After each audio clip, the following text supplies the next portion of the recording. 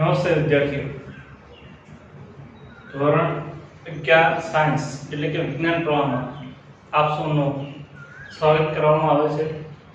તમારા સૌના માટે સારા સમાચાર એ કહેવાય કે તમે બધાએ માર્ચ 2020 ની એસએસસી ની સર્ટિફિકેટ માટેની બોર્ડ એક્ઝામ જે હતી એ પાસ કરી, એ બદલ આપ સૌને ખૂબ ખૂબ અભિનંદન। હવે આપણે વિજ્ઞાન પ્રવાહ વિશે પાયાની માહિતી મેળવીશું અને એની અંદર ભૌતિક વિજ્ઞાન વિષયમાં આપણે ચેપ્ટર નંબર 1 ની અંદર થોડો પ્રવેશ કરીશું। શરૂઆત કરીએ।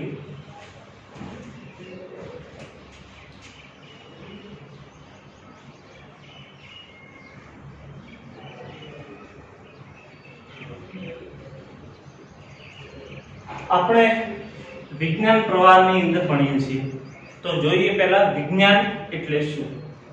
સામાન્ય રીતે વાત કરીએ તો વિજ્ઞાન એટલે કે વિષયનું જ્ઞાન અથવા તો વિવિધ જ્ઞાન અથવા તો વિવિધ બાબતોનું જ્ઞાન કેવી રીતે મળે છે એનું આપણે સમગ્ર વર્ષ દરમિયાન અભ્યાસ કરવાનો છે। હવે જોઈએ વિજ્ઞાન। ધોરણ 10 સુધી તમે વિજ્ઞાન અને ટેકનોલોજી એવો એક વિષય ભણ્યા છો। ધોરણ 11 અને 12 ની અંદર તમારે વિજ્ઞાનની અંદર પણ મુખ્ય 3 વિષયો ભણવાના છે, જેના ભાગ આ પ્રમાણે છે। એક જીવ વિજ્ઞાન,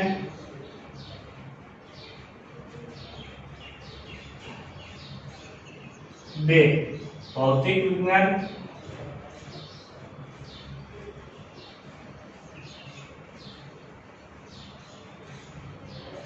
ત્રણ રસાયણ વિજ્ઞાન,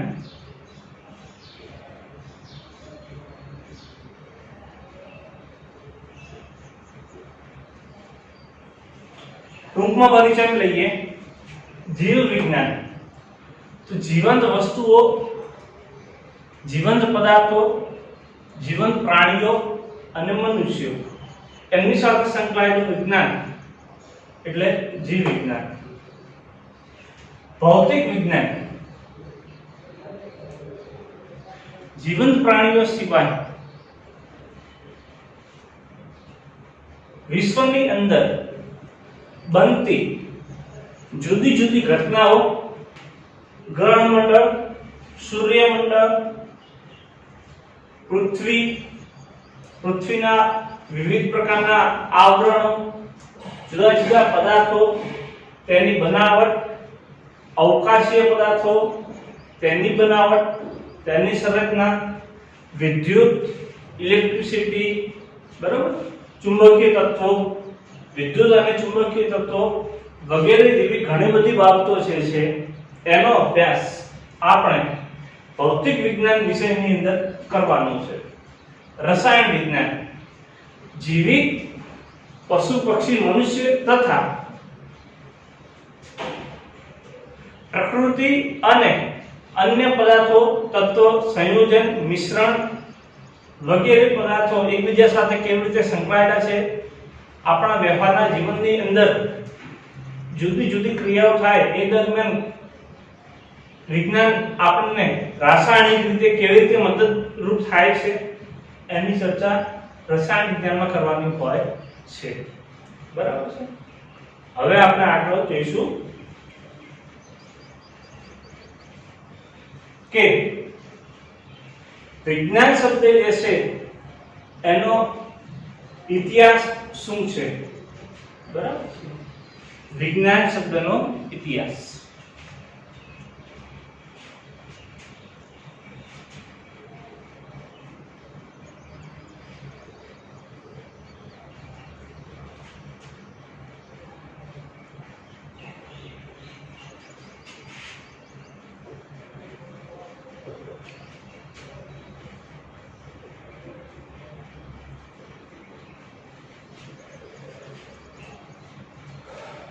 તો ગુજરાતી ભાષામાં આપણે જેને વિજ્ઞાન કહીએ છીએ એ જ રીતે અન્ય કેટલીક ભાષાઓમાં જુદા જુદા શબ્દો વપરાય છે, જેની માહિતી જોઈ લઈએ અહીંયા ભાષા અને વપરાતું વિજ્ઞાન માટે વપરાતો શબ્દ.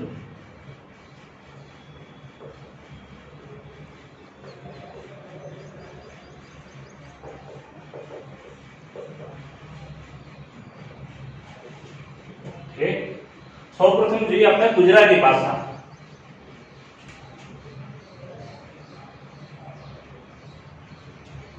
તો વિજ્ઞાન માટે વિજ્ઞાન શબ્દ વપરાય છે. પછી આવે છે ભારતની સૌથી પ્રાચીન ભાષા સંસ્કૃત. એના માટે પણ શબ્દ છે વિજ્ઞાન.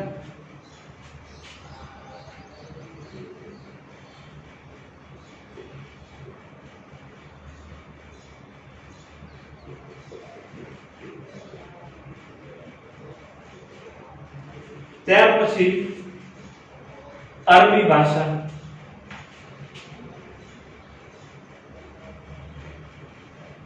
એના માટે શબ્દ છે ઇલ્મ. બરાબર. ત્યાર પછી આપણી પાસે ભાષા આવે છે લેટિન.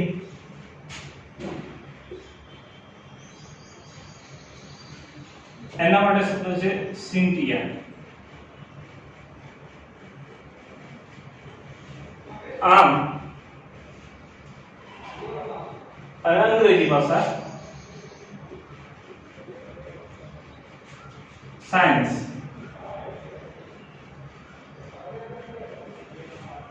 બરાબર છે. તો આ થઈ ગયો આપણો વિજ્ઞાન શબ્દનો ઇતિહાસ અને અલગ અલગ ભાષાની અંદર વિજ્ઞાન માટે કયો શબ્દ પ્રયોગવામાં આવે છે તેની વિગત. હવે આપણે જોઈએ કે આપણે ભૌતિક વિજ્ઞાન વિષય જે છે એનો અભ્યાસ કરવાનો છે.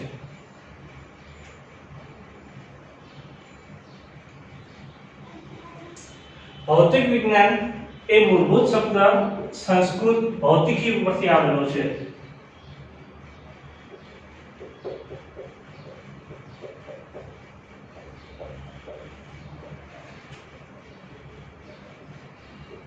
સંસ્કૃત શબ્દ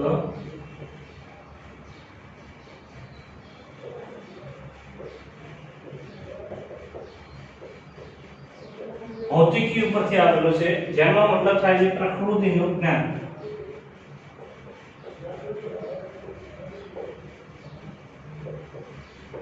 બરાબર છે. ઓકે.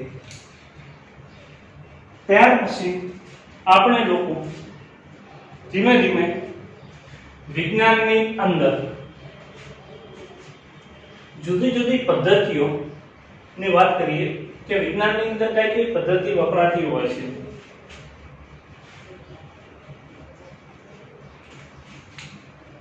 વૈજ્ઞાનિક પદ્ધતિઓ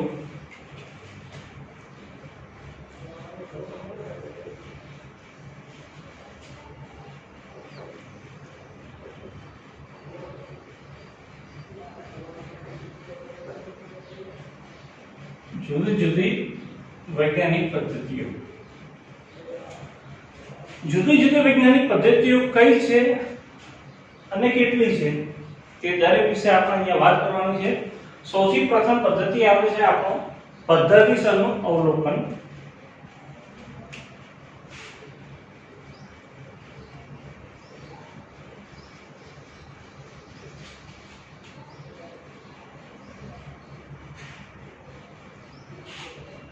બરાબર છે. જેમ કે ઝાડ ઉપરથી ફળ નીચે પડે તો એ નીચે કેમ પડે છે, અથવા કોઈ પણ પથ્થર જે છે લઈએ અને આપણે ઉપર ફેંકીએ. બરાબર છે. આ માર્કર ઉપર ફેંકી તો ઉપર ફેંક્યા પછી નીચે કેમ આવે છે અથવા ઉપર કેટલી જાય છે, એને કહેવાય પદ્ધતિસરનું અવલોકન. એના પછી આવે છે નિયંત્રિત પ્રયોગો.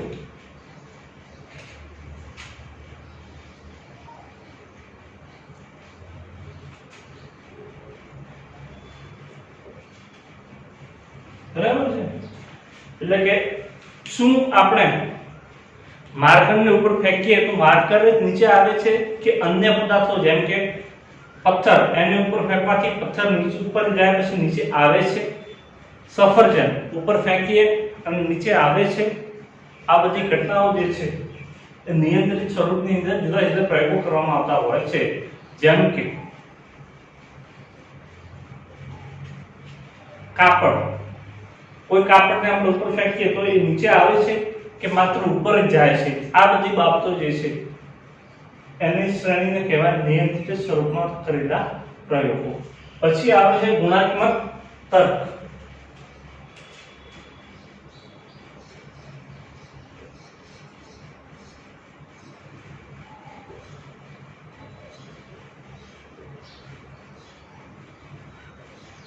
ગુણાત્મક અને માત્રાત્મક તર્ક. ગુણાત્મક અને માત્રાત્મક તર્ક એટલે શું? તો સમજીએ કે એક નાનકડો પથ્થર જે હતો એની ઉપર ફેંક્યો તો એ પણ નીચે આવે છે, અને એક મોટો પથ્થર જે છે એને કોઈ મશીન વડે ઉપર ફેંકવામાં આવે તો પણ નીચે આવે છે. તો શું બંને પદાર્થો એક સરખી ઝડપથી નીચે આવતા હશે? શું બંને પદાર્થો જમીન પર જ્યારે પડે ત્યારે સરખો અવાજ કરતા હશે? આવી બધી બાબતો જે છે એને કહેવાય ગુણાત્મક અને માત્રાત્મક તર્ક.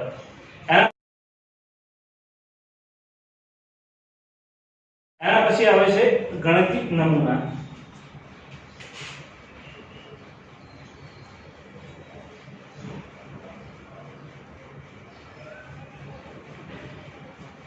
એટલે કે પથ્થર એનું દળ કેટલું છે, પથ્થરને ફેંક્યો ત્યારે એનો સમય કેટલો હતો, પથ્થર ઉપર કેટલો ગયો છે, એ ઉપર ગયો ત્યારે એને કેટલા અંતર કાપ્યું, પથ્થર નીચે આવે ત્યારે એને કેટલું અંતર કાપ્યું, પથ્થરને ફેંક્યો ત્યાંથી પથ્થર છેક નીચે આવે ત્યાં સુધી પથ્થરને કેટલો સમય લાગ્યો. આવી બધી બાબતો એને કહીશું આપણે ગાણિતિક નમૂના અને એનું એકત્રીકરણ. ત્યારબાદ આવે છે જુદી જુદી આગાહી.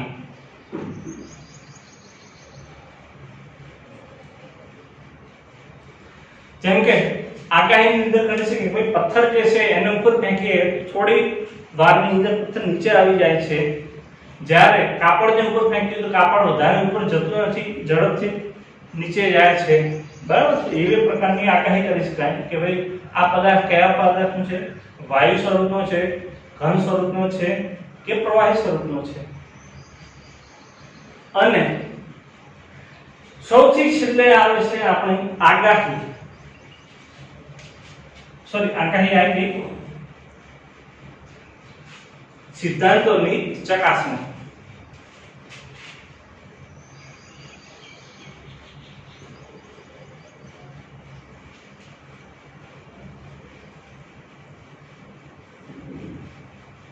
એટલે કે દળદાર પદાર્થ જે છે એ પદાર્થને ઉપર નાખો તો નીચે જ આવશે, અન્ય કોઈ પદાર્થ છે જેમ કે રબર છે એને ઉપર નાખો નીચે આવશે, માર્કર છે એને ઉપર નાખીશું તો પણ નીચે આવશે. આ આપણે એક સિદ્ધાંત તારવી શકીએ કે કોઈ પણ પદાર્થને આપણે ઉપરની તરફ ફેંકીએ તો એ પદાર્થ પૃથ્વીના ગુરુત્વાકર્ષણ બળની અસર નીચેની તરફ આવે છે.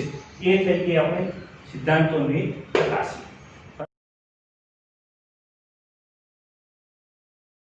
બરાબર છે? તો આ જે છે જુદી જુદી વૈજ્ઞાનિક પદ્ધતિઓ હતી. હવે આપણે જોઈએ કે થોડી બ્રહ્માંડ વિશેની વાત કરી લઈએ.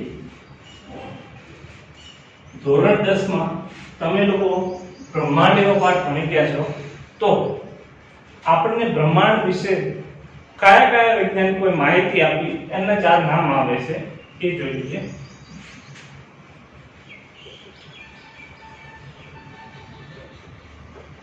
અવકાશની માહિતી આપનાર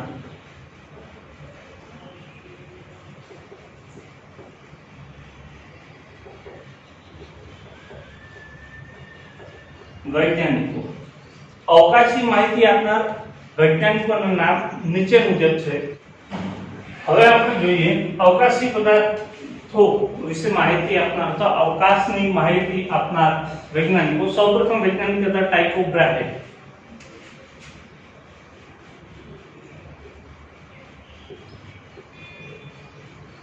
ટાઇકો બ્રાહે કે જે 15મી અને 16મી સદીની અંદર થઈ ગયા હતા.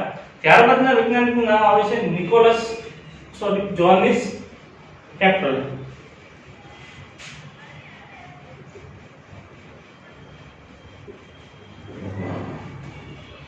જોહાનિસ કેપ્લર પછી વારો આવે છે નિકોલસ કોપરનિકસ.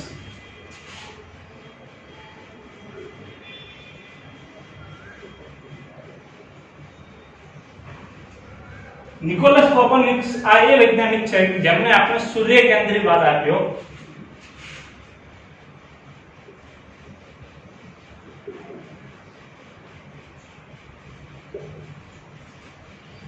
સૂર્ય કેન્દ્રીવાદ અર્થાત કે કેન્દ્રની અંદર સૂર્ય છે અને પૃથ્વી તથા અન્ય ગ્રહો એ સૂર્યની આસપાસ ફરે છે. જ્યારે ટાઇકો બ્રાહે અને કેપ્લર આ બંને વૈજ્ઞાનિકોએ આ પ્રકારની માહિતી આપી નહોતી. અને સૌથી છેલ્લે અવકાશી પદાર્થો વિશે માહિતી આપનાર વ્યક્તિ હતા આઇઝેક ન્યૂટન.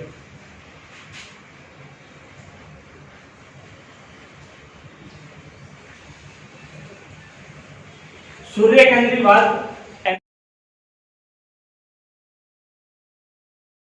એની આકૃતિ જોઈ લઈએ.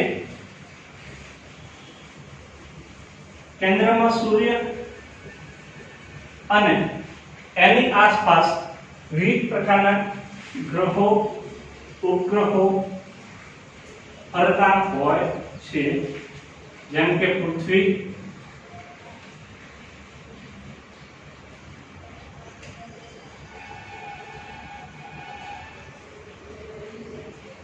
શુક્ર, મંગળ વગેરે. બરાબર છે. તો આ ચાર વૈજ્ઞાનિકોએ આપણને જે અવકાશી માહિતી આપી હતી એના વિશેની આટલી વાત છે.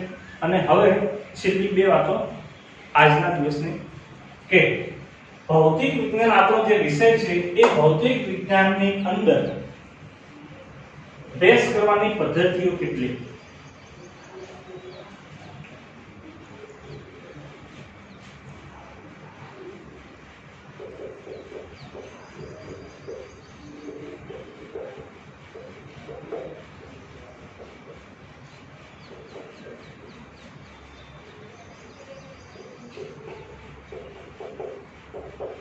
ભૌતિક વિજ્ઞાનમાં અભ્યાસ કરવાની બે રીત. પ્રથમ રીત છે ન્યૂનીકરણની રીત.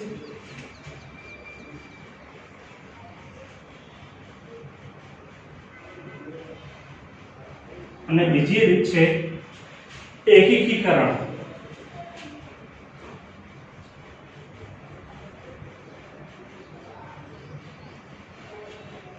ન્યૂનીકરણ અને એકીકરણ આ બંને વિશે વધારે માહિતી આપણે આગળના વિડીયોમાં જોઈશું. નમસ્તે.